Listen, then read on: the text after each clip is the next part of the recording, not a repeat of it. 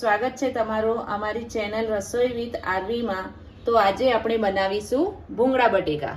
તો આપણે પહેલેથી બટેકા બોઇલ કરીને રાખ્યા છે। તો ફ્રેન્ડ્સ, આપણે બટેકાને છોલીને હવે બટેકાના પીસીસ કરી રહ્યા છીએ આપણે।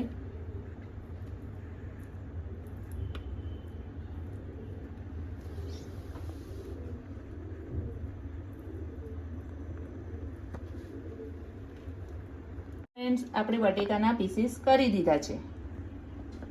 તો ફ્રેન્ડ્સ, આપણે પેનમાં તેલ લઈ લીધું છે। હવે વઘાર માટે આપણે એક બાઉલમાં મરચું પાવડર, ધાણા જીરું, હળદર પાવડર, ધાણા જીરું, મીઠું અને કાશ્મીરી લાલ મરચું પાણી નાખીને ઓગાળીશું।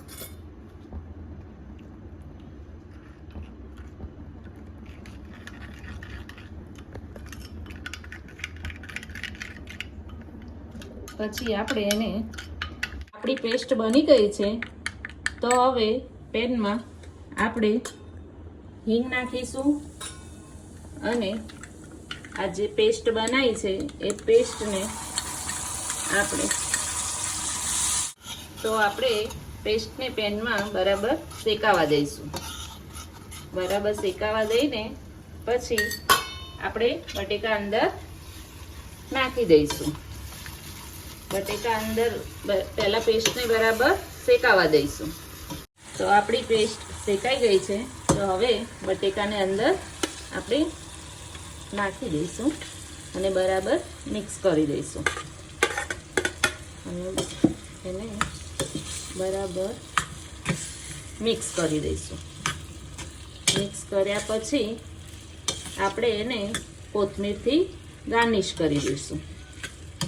અને આ ભૂંગળા બટેકા નાના છોકરાઓને ખૂબ જ ભાવે છે।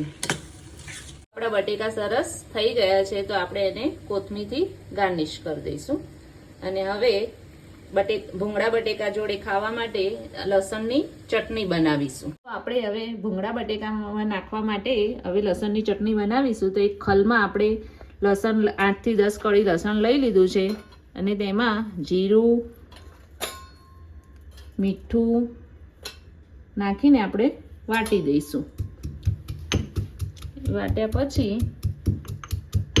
તો લસણને આપણે હવે ખાંડી દીધું છે। તો એમાં આપણે લાલ મરચું પાવડર 2 ચમચી લાલ મરચું પાવડર નાખીશું આપણે, મીઠું અને ધાણા જીરું પાવડર એ નાખીને આપણે થોડું પાણી નાખવાનું છે। પાણી નાખીને આપણે એને બરાબર મિક્સ કરી દેવાનું છે અને મિક્સ કરીને એને આપણે ફ્રાય પેનમાં વઘારી દઈશું। તો આપણે તેલ લઈ લીધું છે પેનમાં, 1 ચમચી તેલ, અને તેલ ગરમ થાય એટલે એમાં હિંગ નાખીશું,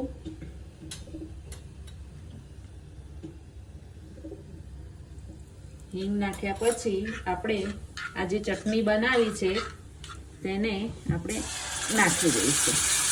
અને નાખ્યા પછી જ્યાં સુધી તેલ છૂટું ના પડે ત્યાં સુધી આપણે આ ચટણીને શેકીશું।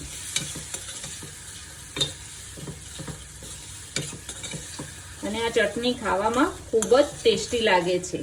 ભૂંગળા બટેકામાં તો સારી જ લાગે છે, પણ બીજી કોઈ બી સબ્જીમાં તમે સાઈડમાં તો ખૂબ જ ટેસ્ટી લાગે છે। એટલે આ ટ્રાય તમે કરજો, ઘરે બનાવવાનો ટ્રાય કરજો। તો આપણે પેનમાં તેલ મૂકી દીધું છે ભૂંગળા તળવા માટે। તો આપણું તેલ ગરમ થઈ ગયું છે। તો આપણે હવે ભૂંગળા તળી લઈશું।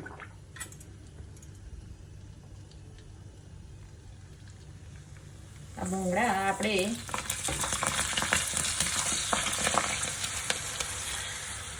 તેલ બરાબર નિતારી લેવાનું છે। તેલ ભૂંગળાના અંદર તેલ રહી ના જવું જોઈએ। આપણે બરાબર તેલને નિતારી દેવાનું। એક પછી એક આપણે તળી લઈશું બધા ભૂંગળા।